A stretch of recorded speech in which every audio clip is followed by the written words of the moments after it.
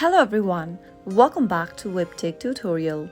In today's video, I'm going to guide you through how to download the AliExpress application for your iPhone. So let's get started right away. First, make sure that your iOS device is connected to a stable internet. Next, open your App Store. Go to the search box and then type in AliExpress into the search box and search. You'll be able to find the application in the search result. AliExpress is an online retail platform owned by Alibaba Group. It is a Chinese multinational conglomerate specializing in e-commerce, technology, and various other businesses. To get the application downloaded on your device, tap on the Get button. Sign in with your Apple ID, and then the download process should begin. Wait until the application is downloaded and installed. Once it is, tap on the Open button to open the app for the first time in your iPhone.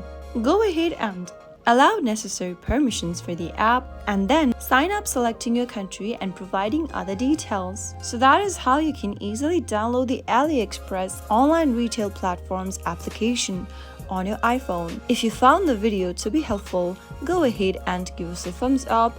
Don't forget to subscribe to our channel by hitting the subscribe button. Also press the bell icon so that you'll never miss another upcoming upload from us. I'll see you again in the next episode.